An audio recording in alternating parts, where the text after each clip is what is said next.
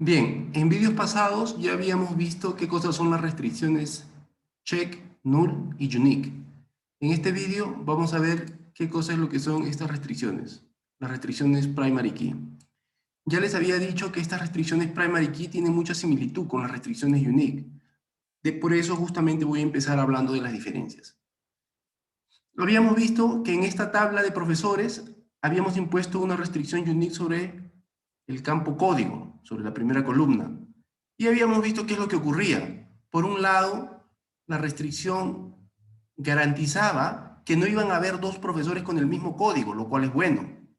Pero al mismo tiempo, la restricción me permitía grabar profesores con código nulo. Y eso ya no es tan bueno, ¿no? Porque normalmente cuando uno registra un profesor en su base de datos, se sobreentiende que el código es un campo obligatorio. La restricción unique quizás hubiese sido un poco mejor si es que esta columna, en lugar del código de profesor, hubiese representado, por ejemplo, el teléfono del profesor. Allí sí es cierto que dos profesores distintos no van a tener nunca el mismo teléfono. Pero también es cierto que algunos profesores podrían no tener teléfono y en ese caso a esos registros está bien que se les grabe nulo, ¿no? Allí sí la restricción unique hubiese sido correcta, si es que este campo hubiese sido teléfono. Pero cuando es código no es muy correcto, ¿verdad? Porque, pues por sentido común, el código tiene que ser un campo obligatorio de cualquier profesor. Ese es el número con el que se identifica el profesor dentro del campus universitario, dentro de la planilla. Entonces, si yo quería, además de las restricciones de unicidad, prohibir que se graben registros con nulo dentro de la columna código, código no tenía que haberlo definido como unique, que es lo que hice justamente aquí, donde estoy en la sentencia donde creé la tabla. Esta columna código ha tenido que definirse como primary key, ¿no? Entonces, ¿cómo se define una primary key? Hay dos formas. Voy a borrar esta tabla y vamos a hacerlo de nuevo. Entonces, una de las formas, la más fácil, obviamente, es hacer esto, ¿no? Al costado de código, uno indica que ese código va a ser un primary key. Simplemente eso. Entonces, a la hora que yo creo mi tabla, la columna, voy a crear la tabla y al mismo tiempo voy a crear también una restricción. La restricción primary key que se impone sobre la tabla.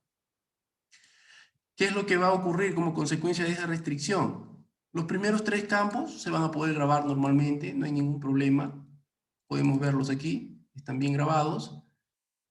Ahora, si yo trato de grabar un registro con campos nulos, como estos dos últimos, ahí sí la primary key no me lo va a permitir. La primary key no permite grabar valores nulos. En este caso, la primary key está sobre la primera columna, ¿no? Entonces no se permite grabar nulos en esa columna. En otras columnas sí podría grabar nulos, ¿no? Por ejemplo, si yo acá le pongo 40 y digamos todavía no sé si el profesor es, no sé el salario, ¿no? Le pongo nulo ahí, ¿no? Eso sí me lo deja grabar. La restricción es solamente sobre la columna sobre la cual se ha impuesto la primary key, en este caso la columna código. Bien, entonces es cierto que como ya vimos no nos deja grabar nulos, pero tampoco no nos deja grabar repetidos. Por ejemplo, ahí tenemos 4 registros, 10, 20, 30, 40. Esos son los códigos que existen hasta ahora. Si yo quisiera grabar este último registro de Liz Torres con un código que ya existe, por ejemplo el código 20, ¿no? Entonces, a la hora que grabo, no me lo dejaría, ¿no? ¿Por qué? Porque está repetido y justamente el primary key es, al igual que la restricción unique, también una restricción de unicidad. Solo que la primary key es más fuerte, ¿no? Es más fuerte porque no solo garantiza la unicidad, sino que al mismo tiempo garantiza también la no nulidad de la columna. Esa es la diferencia entre primary key y unique. Repito, la restricción unique solamente garantiza la unicidad de una columna. Un dato no va a ser repetido en dos registros. La primary key también hace eso y además garantiza también la no nulidad de un dato. No se va a permitir nulos dentro de las columnas que son definidas como primary key. Bien, esa es una manera de grabar la primary key. La otra manera, vamos a borrar la tabla nuevamente. Borramos la tabla y otra manera un poco más complicada, pero la que ya hemos venido haciendo, ¿no? Creas la tabla nada más normalmente y luego de crear la tabla por separado creas la restricción, ¿no? Con alter table, ¿no? La tabla ya está creada, no la voy a crear de nuevo, simplemente la voy a modificar. ¿Cómo la voy a modificar? Añadiéndole una restricción. El nombre de la restricción, cualquier nombre, y el tipo de la restricción. Ya no es check, ya no es unique, ahora es primary key.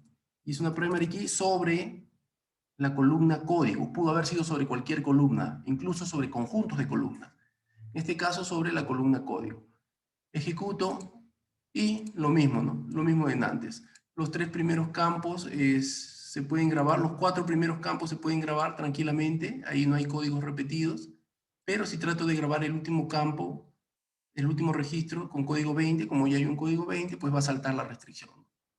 Entonces, el último no se ha grabado, solamente se han grabado los primeros. La restricción ha impedido la inserción del último registro, lo cual está bien. Listo. Ahora, otra cosa, ¿no? Esta última sintaxis quizá es un poco más interesante porque me permite también definir primary keys que ocupan 2 campos, ¿no? Por ejemplo, vamos a borrar nuevamente la tabla y ahora vamos a ver cómo es que se definen primary keys para 2 campos. En este caso, la primary key está abarcando un solo campo, que es el campo código, pero yo también podría aplicarla sobre una pareja de campos. Por ejemplo, si yo no quiero que se repita el nombre y el apellido, entonces yo puedo hacer eso, ¿no? Primary key compuesta, nombre, apellido. Esa pareja de datos no se va a repetir. Entonces, a la hora que creo mi tabla, voy a crear mi tabla y voy a añadirle la restricción, ¿no? Como ya dije antes, uno puede ejecutar varias sentencias seguidas dentro de un mismo lote si es que están separadas por punto y coma. ¿Okay? Entonces aquí ejecuto y se ejecuta. Crea la tabla y al mismo tiempo le añade la restricción. Y esta restricción ahora es una restricción compuesta, es una primary key compuesta sobre el nombre y apellido. El nombre y apellido no se pueden repetir. Por ejemplo, los 4 primeros registros tranquilamente yo los puedo grabar. De hecho, ahora hasta los 5 primeros registros, todos estos registros los puedo grabar. Se va a repetir el código, pero no importa, ¿no? No hay ninguna restricción que lo impida. En este momento ya no hay primary key sobre el campo código. En este momento la primary key está sobre el campo nombre y apellido. Lo que está verificando la primary key actualmente, aquí tiene PK, PK, indica que esos campos forman la primary key. Lo que la primary key hace en este momento es verificar que no se repita el nombre y apellido. Y como no hay nombre y apellido repetido, no pasa nada. En estos 5 registros, ninguno tiene el mismo nombre y el mismo apellido. ¿Tendrán el código repetido? Sí, pero yo ya quité la restricción primary key del campo código. Ahora está en otro lado la restricción, está sobre el nombre y apellido. Si yo grabo un nuevo registro, por ejemplo, ¿no? A pesar que tenga un código distinto, un departamento distinto, departamento de química, pero que se llame Analun también, ¿ok? Porque ya hay una Analun al inicio. Entonces, ahora sí va a saltar la primary key, ¿no? La nueva primary key que está sobre esta pareja de campos, porque otra Analun, habiendo ya una, no va a ser permitido. Entonces grabo y efectivamente me sale la llave viola la restricción de unicidad, primary key, code. Bueno, el nombre no lo he cambiado, ¿no? Obviamente quizá le hubiese puesto otro nombre, primary key, nombre, apellido, etcétera, ¿no? Pero el hecho es que la primary key está siendo aplicada sobre esto, ¿no? Esto es para que veas cuán arbitrario es el nombre, ¿no? La primary key en este momento está verificando que no se repita la pareja nombre-apellido, ¿no? De hecho, ese último registro con Analun con código 99 no ha sido grabado, ¿no? El Analun que está arriba es la que tiene código 10, la que se registró inicialmente, cuando todavía ninguna restricción era violada. Este último registro, habiendo sido grabado ya el primero, violaría la restricción primary key porque el nombre y apellido se estaría repitiendo, ¿cierto? Bien, entonces, aparte de la sintaxis, ¿cuál es la segunda diferencia entre primary key y unique? Una ya te la dije, ¿no? Que cuando yo impongo una restricción unique, los campos sobre los cuales está impuesta la restricción unique podrían aceptar nulos, mientras que en la primary key no.